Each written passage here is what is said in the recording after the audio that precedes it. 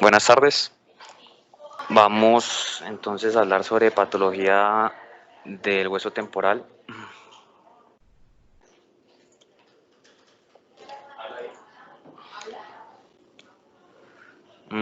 La presentación está organizada siguiendo el esquema propuesto por Hans Berger, dividida en oído externo, oído medio y oído interno. Y en cada una de esas cavidades vamos a hablar de las patologías congénitas inflamatorias, tumores benignos y malignos. Hay algunas patologías que se pueden presentar en varias cavidades, como los colesteatomas, por ejemplo, o los schwannomas del facial, eso lo vamos a incluir en oído medio. Y hay patologías que se pueden presentar en varias cavidades a la vez, como las patologías congénitas.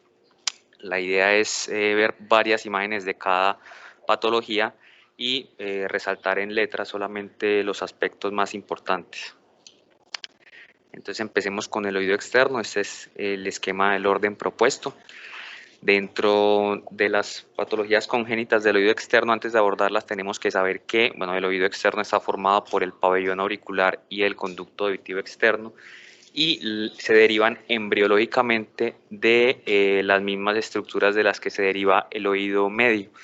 Y estas son el primero y el segundo arco faríngeo o arco branquial, y pues la primera hendidura. Como vemos en la imagen, esto es una representación gráfica. Este sería el primer arco faríngeo, segundo arco faríngeo y hendidura, son las que van a permitir la formación del pabellón auricular. Y en esta imagen un poquito más microscópica, digamos, está esta condensación mesenquimal, que es de donde se van a formar los huesecillos, siendo esta la primera hendidura faríngea. Entonces vemos la estrecha relación que tiene la formación del pabellón auditivo, el conducto auditivo externo, con los huesecillos del oído medio, y por lo tanto las malformaciones congénitas que afectan al oído externo usualmente se van a ver acompañadas de malformaciones congénitas del oído medio y viceversa.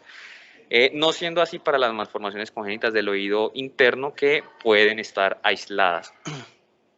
El objetivo entonces del radiólogo en la valoración de un paciente con malformaciones congénitas del oído externo es ayudarle al otorrinolaringólogo a definir la extensión de la enfermedad y las estructuras que él no puede visualizar, pues realmente él pues no puede, tiene un límite como en la visualización de estructuras. En ese orden de ideas, la patología más frecuente es la atresia del conducto auditivo externo, asociado a malformaciones del pabellón auricular. Y ese conducto auditivo externo puede estar estenótico o ausente, y si está estenótico puede estar estenosado por una membrana ósea o, valga la redundancia, membranosa, como estamos viendo en esta segunda imagen. La porción membranosa está estenosando el conducto auditivo externo, y si vamos a ver el oído medio, también vamos a encontrar alteraciones congénitas asociadas. Aquí en la primera imagen tenemos un oído medio normal, vemos la clásica formación en cono de helado que forman el yunque y el martillo.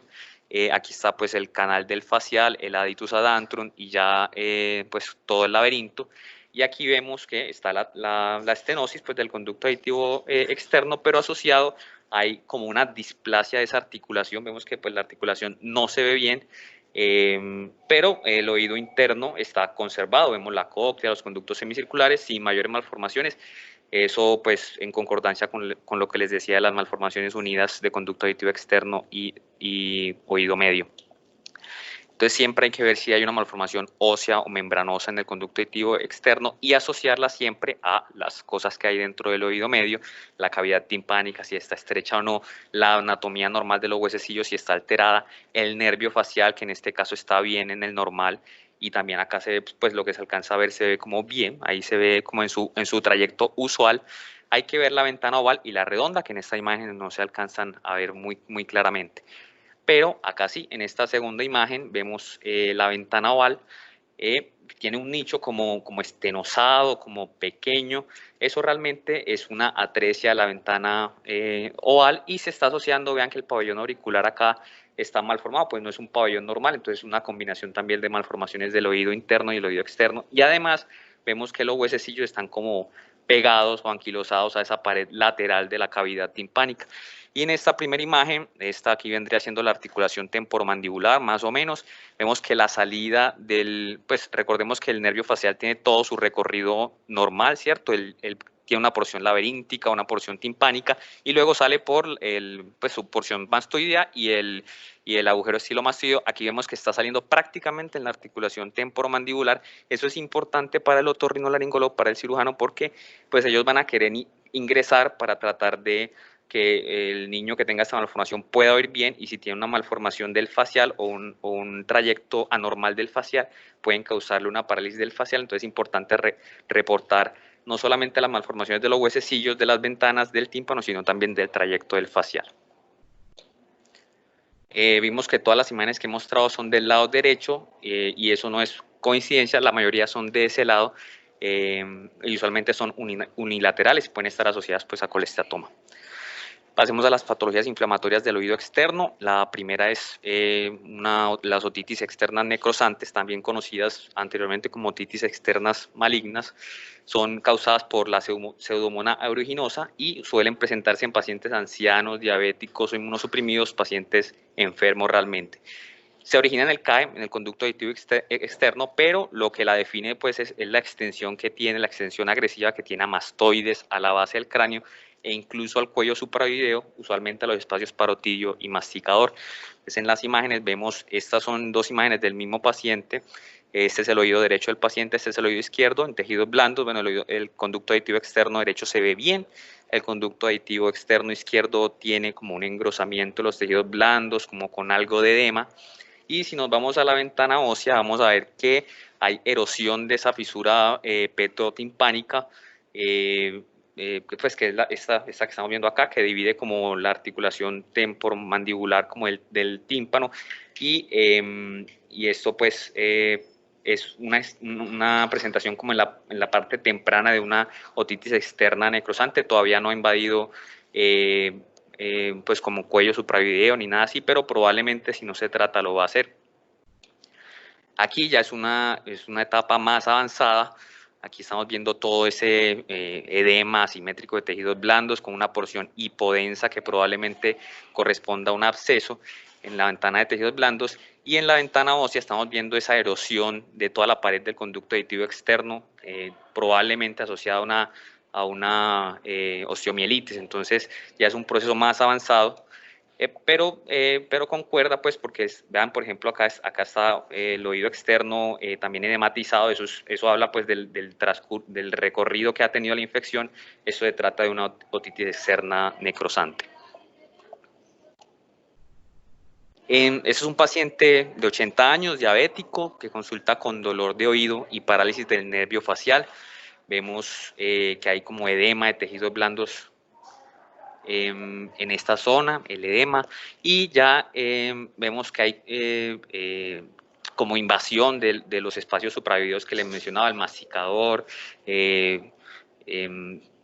aquí el retrofaringio también está afectado, y en la ventana de hueso vemos que hay erosión también de esa pared ósea de la cavidad del conducto auditivo, ya con una extensión pues más importante a tejidos blandos en los espacios supraoideos.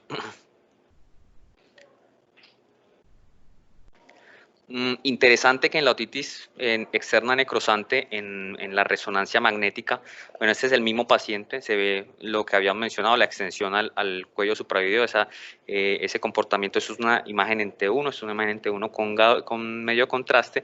Vemos esa extensión tan agresiva que está teniendo, con un realce heterogéneo tras la aplicación del medio de contraste, pero interesante que en las imágenes en T2 se comporte también de manera pues heterogénea, pero tendiendo a ser más hipointenso, y esto se debe a que, a diferencia de otras digamos, patologías inflamatorias, esta contiene un porcentaje importante de componente fibroso, entonces se va a ver hipointenso en T2. Eso permite hacer como un abordaje diferencial.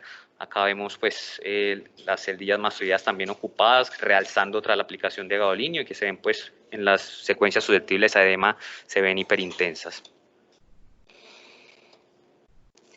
La queratosis obturans, que no es más que la formación de un tapón de queratina en el conducto auditivo externo, sin embargo, ofrece un reto diagnóstico al tratar de diferenciarlo con un colesteatoma.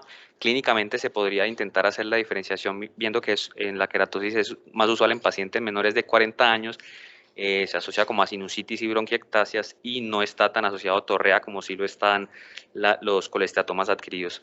En esta imagen lo que vemos es esa formación de tejidos blandos en el conducto auditivo externo que pues realmente no erosiona la cavidad ósea, de pronto sí la amplía, pero sin generar erosión como tal. Aquí en esta segunda imagen vemos como una especie de indentación de la masa como un festoneado que llaman en el hueso. Sin embargo, no hay una erosión como tal, que sí es característica de otras patologías. Todo lo que decía, expande el conducto auditivo sin generar periostitis ni erosión y respeta la membrana timpánica. El colesteatoma del conducto auditivo externo, bueno, primero el colesteatoma se puede presentar en cualquier de las cavidades que vamos a mencionar. Masa idiopática lo pongo con un asterisco porque se sabe que es como formación de detritos epiteliales. Diferenciarlo clínicamente, por ejemplo, de la queratosis obturans porque se presenta en pacientes mayores de 40 años sin comorbilidades asociado a torrea y dolor clónico unilateral. Acá vemos en esta primera imagen que hacia a la porción inferior de la cavidad del oído del conducto auditivo externo, la masa está haciendo, en este caso sí, una erosión ósea. Y importante que hasta el 50% de los colesteatomas del conducto auditivo externo se asocian además de que hacen la erosión ósea, se asocian a la presencia como de detritos óseos en su interior, cosa que no es característica de otras patologías y esto puede ser un buen indicador de lo que se trata. Bueno, es importante evaluar el oído medio y el nervio del facial porque se pueden ver afectados en el colesteatoma del conducto auditivo externo. Pasemos a las neoplasias benignas del oído externo. La primera es la exostosis o oído del surfista. Es una patología que se manifiesta como hipoacusia por conducción en hombres jóvenes, usualmente, precisamente surfistas, y se ha asociado pues a la reacción crónica ósea al agua fría y se caracteriza por esa formación como circular pero simétrica y de apariencia lisa de la porción ósea del conducto auditivo externo que respeta la mucosa como vemos en esta imagen de acá y también respeta como la membrana timpánica y la porción ya del oído medio.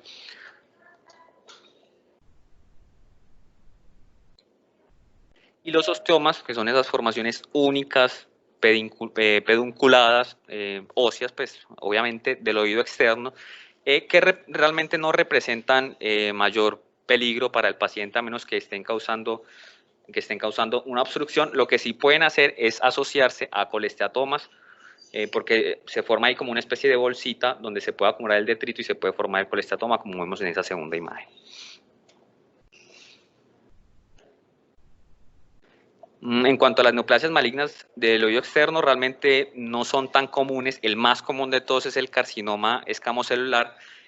Suele provenir de alguna estructura adyacente ya enferma, como el pabellón auricular, y extenderse por continuidad, como lo vemos en esta segunda imagen, pabellón auricular comprometido con extensión al conducto auditivo externo.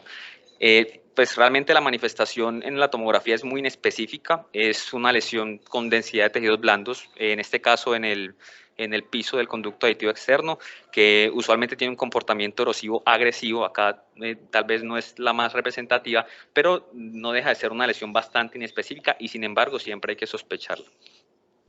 La clave son los cambios óseos agresivos y la invasión a los tejidos blandos que se ve más, a los tejidos adyacentes que se ve más fácilmente en la resonancia magnética.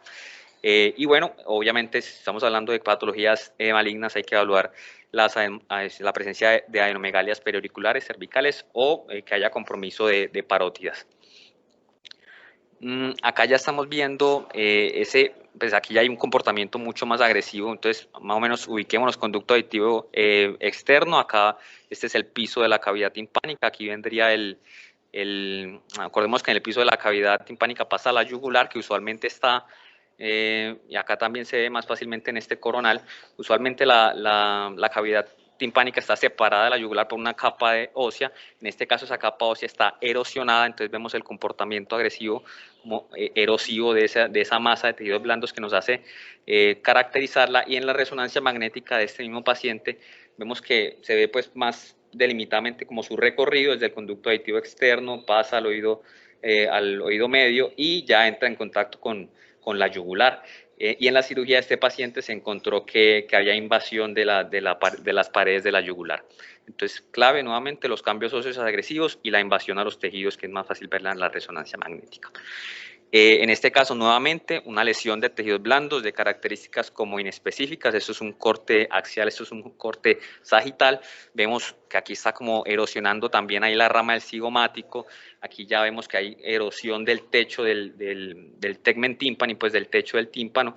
Está un comportamiento agresivo realmente. Y en la resonancia magnética se ve que estaba como infiltrando ya la masa encefálica y rompiendo el techo del tímpano e infiltrando también la glándula parótida. Nuevamente, cambios agresivos, invasión de tejidos en resonancia magnética.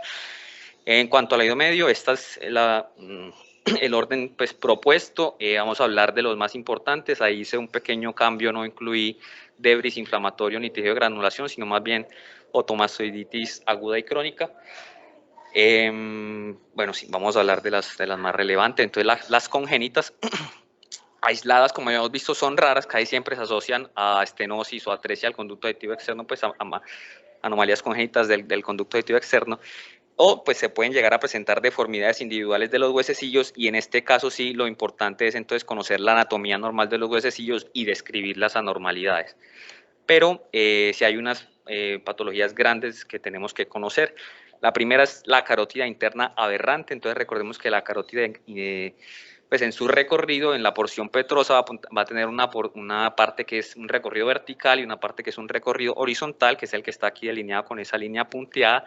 Sin embargo, cuando hay una carótida interna aberrante, ese recorrido se va a ir un poquito hacia posterior y lateral, se va a meter por el hipotímpano, va a tener pues una porción ya atravesando el oído interno, el oído medio, perdón, y ya va a unirse a su posición usual en la porción horizontal de su porción petrosa, o sea, se va a borrar la porción vertical. Aquí lo vemos más gráficamente representado. Se mete entonces por la parte inferior del tímpano, hace este recorrido, pasa por el promontorio acá e ingresa a la porción horizontal de su porción petrosa, haciendo un estrechamiento como en ese punto en el que se retoma la normalidad.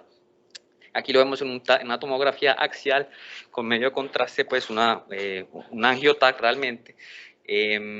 Lo mismo, pasa por el promontorio, hace una estrechez acá y ya retoma la porción horizontal de su porción petrosa. Eso es importante hacer la diferenciación porque los otorrinos lo que van a ver cuando hacen la otoscopia en un paciente con esto es una masa retrotimpánica ahí y el paciente va a tener tinnitus pulsátil, entonces van a pensar que se trata de un paraganglioma, y los paragangliomas de algunos se operan, entonces esto no se puede operar. Esta es una de esas lesiones que dicen ver y no tocar por el riesgo de complicaciones. Entonces es importante hacer el diagnóstico desde la imagen para evitar que eso llegue a ocurrir. Acá lo vemos también, esto es una imagen normal, la que dice D es una imagen normal del recorrido pues, del canal carotidio, y la que dice C es una carótida interna aberrante. Vemos su recorrido a través del oído medio y ya retomando la porción horizontal de su porción petrosa. En resonancia magnética convencional pues por la intensidad del hueso y el vacío de señal que puede producir, no sé muy claramente, es difícil, pero sí en los tiempos de vuelo y en la angioresonancia. Otra de las patologías que pueden confundirse en el examen físico del otorrino como un paraganglioma es el bulbo de yugular alto o deficiente, bueno, alto y ya luego deficiente. ¿Qué consiste? Bueno, normalmente el bulbo yugular hace contacto con el piso de la cavidad timpánica, pero ahí debe haber una membrana ósea que lo separe, cosa que no se va acá. Entonces, un bulbo yugular alto que luego se vuelve dehiscente, rompe esa membranita ósea y ingresa a la cavidad timpánica. Acá lo estamos viendo, es muy claro realmente, en un corte coronal, en un corte axial.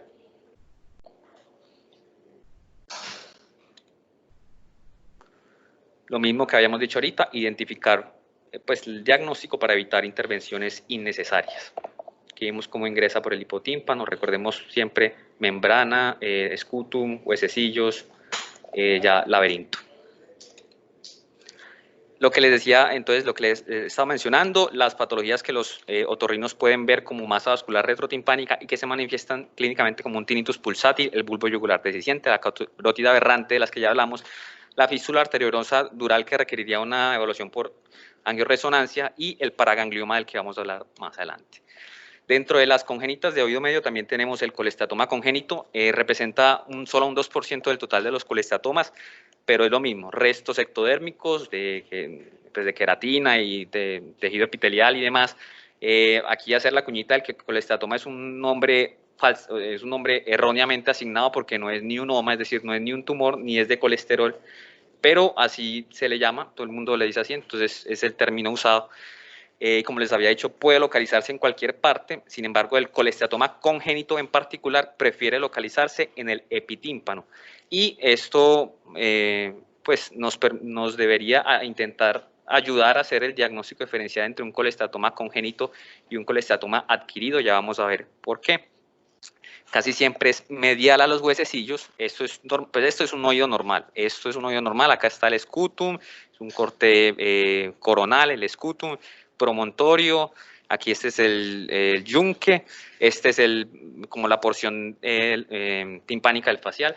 Y esto es un oído anormal, un oído enfermo. Vemos que no está, pues esa relación que vemos acá normal está alterada por una masa de tejidos blandos que se ve ahí, que está como desplazando el yunque o invadiéndolo o erosionando. Realmente no se ve una diferenciación muy clara, pero parece que lo está desplazando hacia lateral y también está haciendo contacto con la porción del facial, ¿cierto? Y está erosionando la pared del laberinto en esa zona. Entonces esto no es normal, esto es una masa y por su ubicación, que está en epitímpano, ahí medial a los huesecillos, uno podría pensar que se trata de un colesteatoma congénito. Acá le muestro estas imágenes en tomografía, aunque la resonancia magnética aporta mucho, ya más adelante les digo por qué, pero de eso vamos a hablar cuando les muestre el colesteatoma adquirido, que se los voy a mostrar ya. El colesteatoma adquirido entonces también está formado por detritos de epitelio queratinizado, se asocia a otitis media repetición, ya a pacientes con destrucción de la membrana timpánica, otorrea, cirugías, y representa la gran mayoría de los colestatomas, el 98% del total. Es importante para el abordaje quirúrgico también que hacen los otorrinos la diferenciación entre si se trata de un colestatoma adquirido de la pars flácida o un colestatoma adquirido de la pars tensa. Entonces la pars flácida, acordemos que es la parte más anterosuperior de la membrana timpánica y el resto es la pars tensa.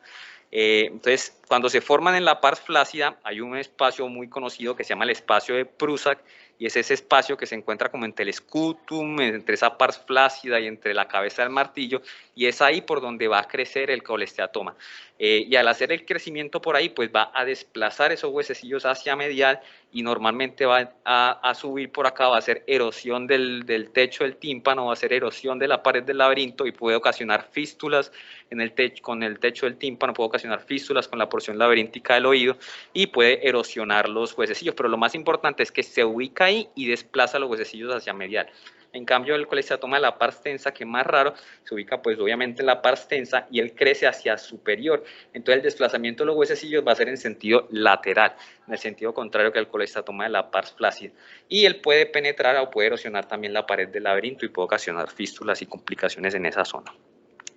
Entonces este primer caso es un masculino de 24 años, con otorrea derecha crónica. Los dos son del mismo paciente, este es el derecho y este es el izquierdo. Entonces el izquierdo lo vemos, yo en el artículo pues decía que está normal, pero ahí viéndolo uno de pronto piensa que pudo haber tenido algún antecedente, no sé si, bueno, pero lo importante es que se ve una cavidad timpánica aireada. En cambio, en el oído contralateral se ve una cavidad timpánica ocupada por una masa con densidad de tejidos blandos que está también erosionando. Aquí está el escutum erosionado, los huesecillos erosionados, la pared del laberinto erosionada. Y lo importante es que vean cómo está desplazado ese huesecillo hacia medial, ¿cierto? Está como el espacio acá aumentado. Entonces, probablemente y el espacio de Prusak pues totalmente ocupado, entonces probablemente se trata de un colesteatoma adquirido de la pars flácida, que es en esta zona de acá. Y en este paciente, un paciente de 18 años con hipoacusia de conducción derecha, también los dos oídos son del mismo paciente, izquierdo y derecho. El izquierdo está normal, vemos los huesecillos bien definidos, el escutum, la cóclea, todo bastante normal y bonito. Aquí algo de detrito parece, pero no hay como masa en la cavidad timpánica. Aquí tenemos una cavidad timpánica completamente ocupada por una masa con densidad de tejidos blandos, erosión de los huesecillos, erosión del techo, erosión del laberinto, y vemos esos huesecillos desplazados, en este caso hacia medial. Aunque hay ocupación del espacio de Prusak, no es porque estén haciendo ahí, sino porque la masa ya se ha expandido. Entonces, este es un colesteatoma adquirido que se origina en la pars tensa. Lo que les decía, la resonancia, el comportamiento en las imágenes de resonancia magnética convencional es muy inespecífico. Pues vemos que en T1 se comporta como ISO o hipointenso con respecto al cerebro.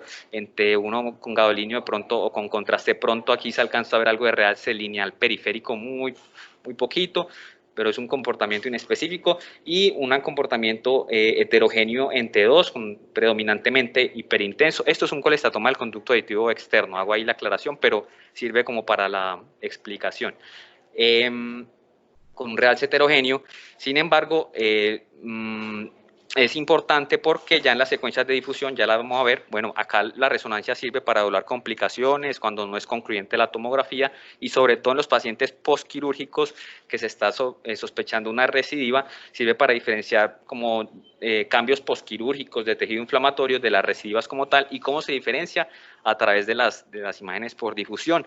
En difusión, pues si es una masa grandecita, va a ser restricción a la difusión, vemos que se ve hiperintenso en la difusión, y en el coeficiente se ve hipointenso, pero si son pequeñas, esa restricción no es tan clara, y bueno, hay artefactos, se dificulta con el tamaño pequeño. Entonces lo que vi que recomendaban los artículos era usar difusiones con una B de 1000, que normalmente es de 0, entonces esto como que aumenta la especificidad del hallazgo como tal de restricción. Entonces aquí vemos una imagen en T2 que se ve heterogénea, predominantemente hiperintensa. En la difusión hay algo de hiperintensidad allí, y en el ADC, en el de el coeficiente, se ve hipointenso. Entonces esto, en los casos en los que se está hablando de colesteatoma, es un hallazgo bastante específico de que se trata de un colesteatoma.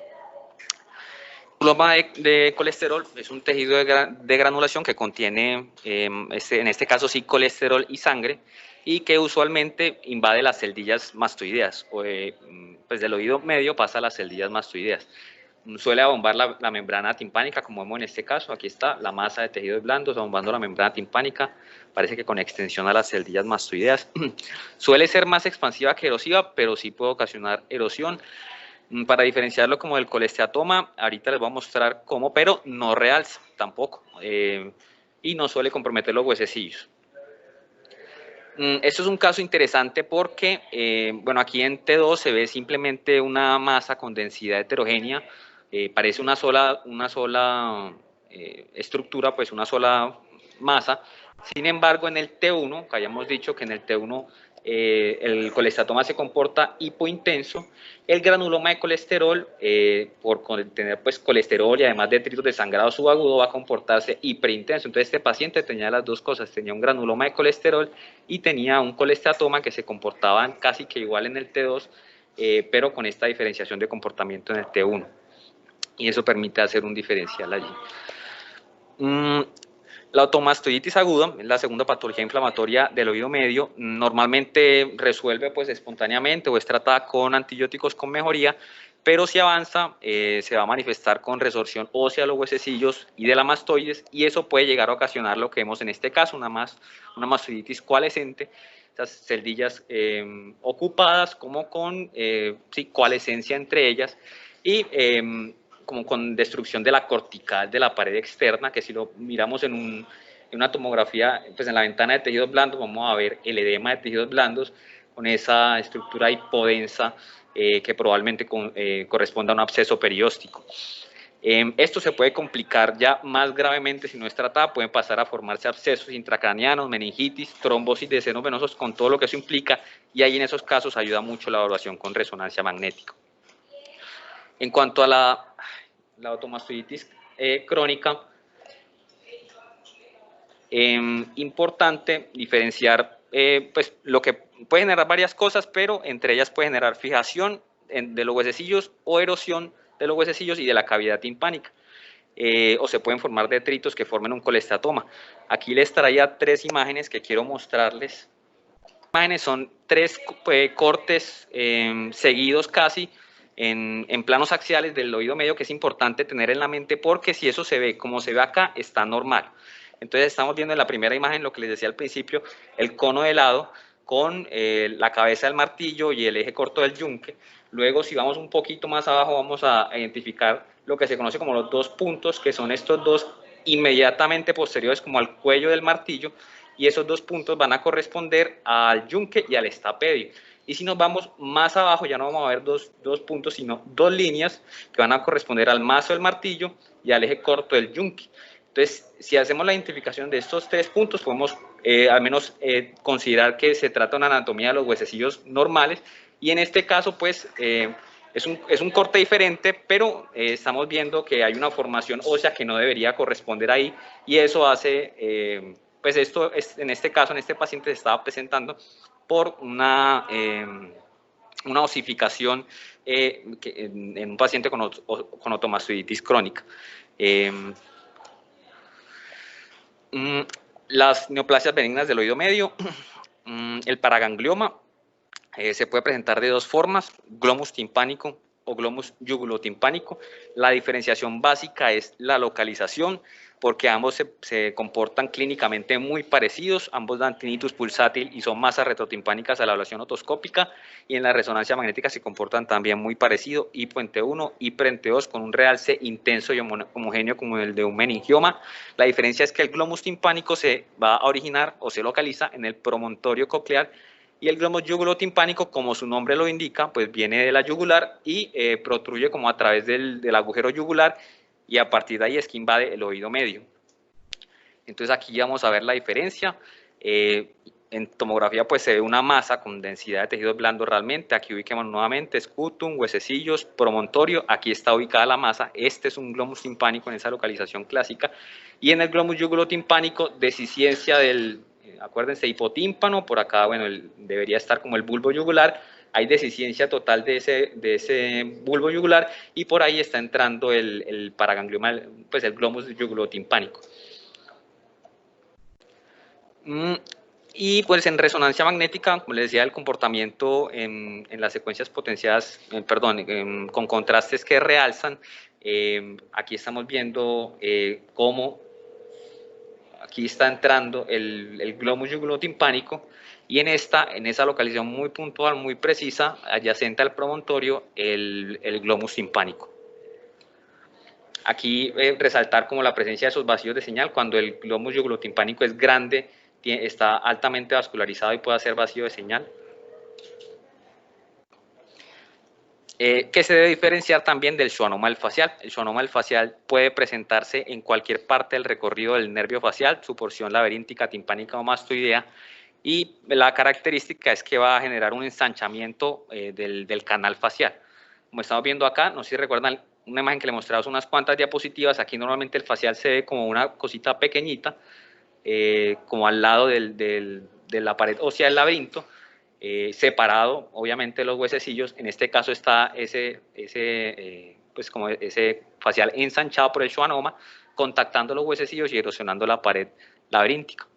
Igual acá, el canal facial va por acá, pero obviamente no es tan grande y está ensanchándolo todo.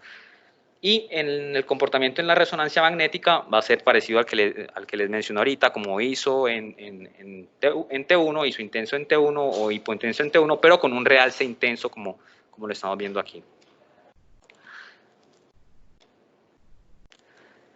Y el hemangioma, que es otra de las neoplasias benignas que se pueden presentar, se diferencia porque tiene esa conformación como en panal de abejas, con estructuras óseas en su interior, como espiculada, y también va a tener pues lo difícil es que también va a tener un realce marcado en el T1, pero cuando vemos la tomografía, la diferenciación se hace mucho más evidente.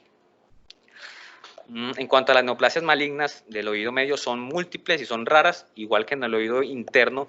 La más frecuente en adultos es el escamo celular, en niños es el rhabdomyosarcoma. Se va a ver lo que había mencionado en el oído externo, una masa de tejidos blandos que es ampliamente destructiva, con actividad erosiva, y en resonancia magnética nos va a permitir ver la lesión invasiva. Siempre hay que buscar si el tumor es un tumor parotillo que se ha extendido a través del nervio facial, eso se puede pasar por extensión perineural. Oído interno. Del oído interno vamos a hablar de estas patologías, las malformaciones congénitas, algunas frecuentes, las lesiones inflamatorias, aquí está incluido la apicitis petrosa, que genera el síndrome de Grade-Nigo, y en tumores el tumor del saco vitelino. Antes todas las malformaciones congénitas tenían un epónimo, ya eso no se usa casi, ya son pues como nombres más descriptivos. Y lo que pasa es que se pueden presentar muchos tipos de malformaciones congénitas, malformaciones de la cóclea, del vestíbulo, de cada uno de los canales semicirculares. Lo más importante es describir qué se está viendo, porque agruparlos en síndromes a veces no es posible. Se puede presentar una malformación parcial de la cóclea, por ejemplo, con una malformación de un canal semicircular. Entonces lo que hay que hacer es describir las malformaciones que se están presentando. Lo que decía, lo mejor es describir los hallazgos individuales. Esto es una malformación frecuente, decía uno de los textos que es la causa más común de sordera congénita pasada por alto. El 50% son bilaterales y se manifiesta clínicamente porque el niño oye bien los primeros años y después en la adolescencia o antes de llegar a la adolescencia empieza a desarrollar una hipoacusia neurosensorial que es progresiva. Entonces aquí esta primera imagen nuevamente les traigo un oído normal, aditus ad antrum, huesecillos, facial, laberinto, acueducto. El acueducto vemos que es delgado, ¿cierto? Si vemos los conductos o los canales semicirculares adyacentes, vemos que es más delgado que los canales semicirculares que están ahí. Acá vemos un acueducto grande, más grande, acá otra vez huesecillos, laberinto facial, un acueducto grande, más grande que el canal semicircular adyacente. Dice que la mejor forma de evaluarlo es hacer una proyección como ortogonal al eje largo del petroso para que quede así, más o menos. Y en este punto, medirla.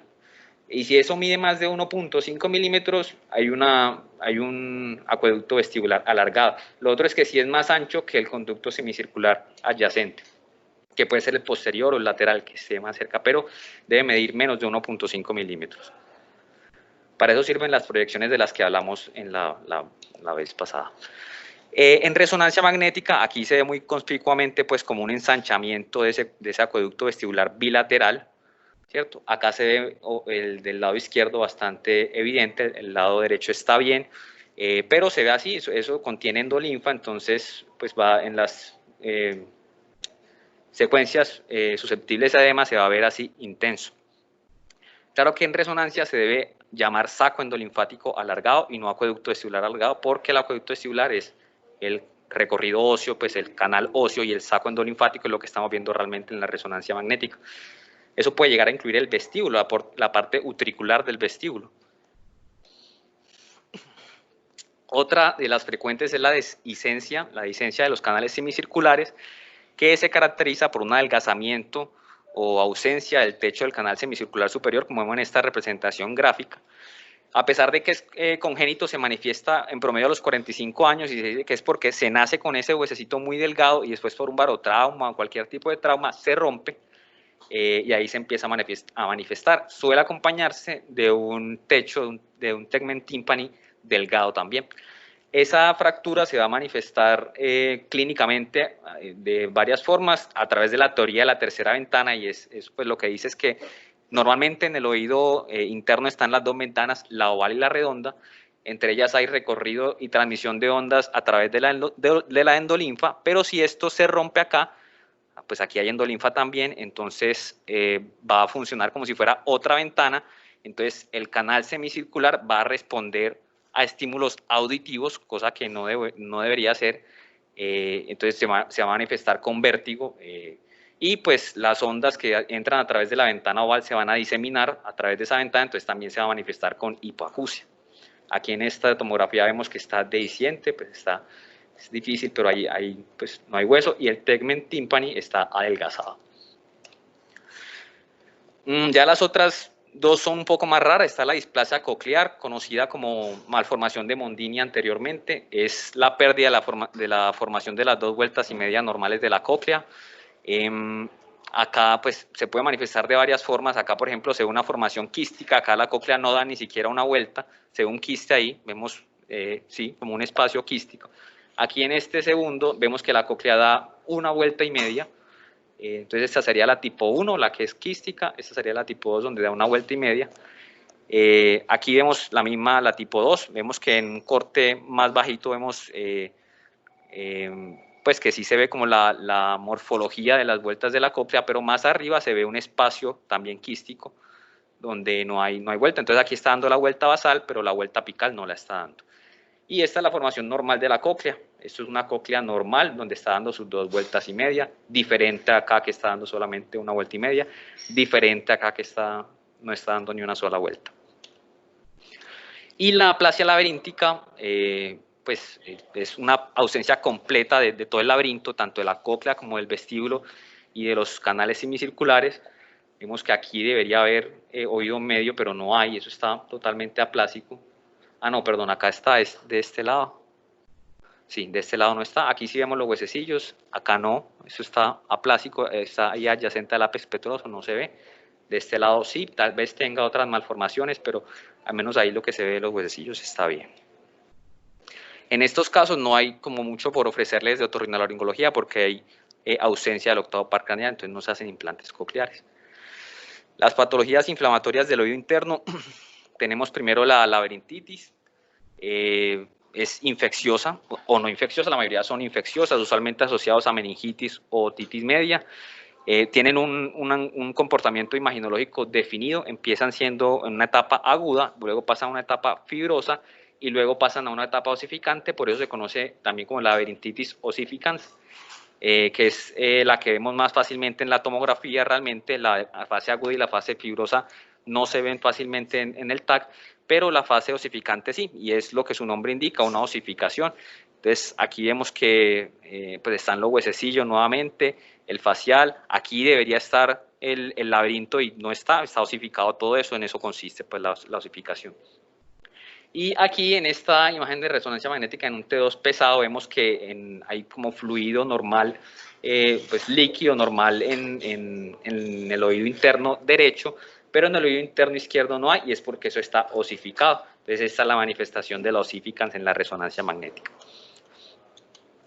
En la fase aguda, en la resonancia magnética, como es algo inflamatorio, va a haber un realce marcado con la administración del medio de contraste en la resonancia magnética, y en la fase fibrosa, porque se está fibrosando, está perdiendo líquido, va a haber una pérdida de la intensidad de señal en las secuencias potenciadas en T2 y el realce va a ser más leve. Entonces es como una pérdida progresiva de la intensidad de señal líquida en T2 y una pérdida progresiva del realce, pasando de la aguda, la fibrosa y la osificans. La apicitis petrosa, o como yo creo que debería llamarse la petrositis apical, se presenta en pacientes que tienen neumatizadas los apex petrosos, y eso ocurre hasta en un tercio de la población. Eso es algo normal, y también es normal que contengan líquido. Entonces no siempre que por ejemplo en este caso estamos viendo un apex petroso neumatizado, el otro apex petroso parece que no está neumatizado o puede contener líquido, habría que medir ahí cómo está, pero no es algo anormal que se vea opacificado en la tomografía.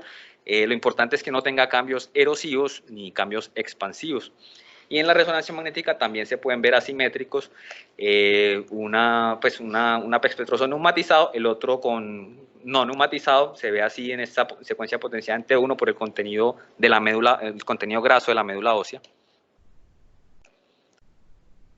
Y el síndrome de Gradenigo, que ya es la patología como de la petrositis apical, y lo que ocurre es que pues probablemente una infección que haya en la mastoides se extiende hasta los apex petrosos y puede generar inflamación meningia, puede generar compromiso del facial, puede generar dolor retroocular, otorrea, todo ese síndrome se llama síndrome de Gradenigo y se va a manifestar con ocupación de del ápex petroso, con cambios erosivos, como en este caso vemos que aquí prácticamente no hay hueso en petroso, pues la porción petrosa del temporal prácticamente no se ve, y aquí se está erosionando, al compararlo con el contralateral se ve el hueso erosionado.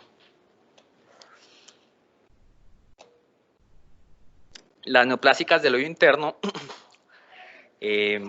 la que recomienda el libro es pues la que menciona el libro es el tumor del saco endolinfático, que es un tumor que se genera en la porción posterior del ápex petroso y que compromete el acueducto vestibular. Entonces aquí vemos esta masa con densidad de tejidos blandos. También aquí vean que por aquí debería ir más o menos el conducto, el acueducto vestibular. Esta masa lo está comprometiendo y está posterior al ápex petroso. Eso se va a ver en la resonancia magnética en T1 simple con pues aquí lo que se ve es una masa, ¿cierto? Una masa isointensa con respecto al parénquima cerebral con algo de hiperintensidad periférica, de pronto relacionados con sangrados subagudos que haya tenido esa masa porque pueden sangrar. Y en esta potencial ante 2 también se ve la masa con una densidad heterogénea con vacíos de señal, porque esas masas cuando crecen también pueden ser bastante vascularizadas. Entonces tiene destrucción ósea, como en este caso, calcificaciones, los hematomas internos que vemos en T1 y la hipervascularidad dada por los vacíos de señal que vemos en T2. Eso era todo, muchas gracias.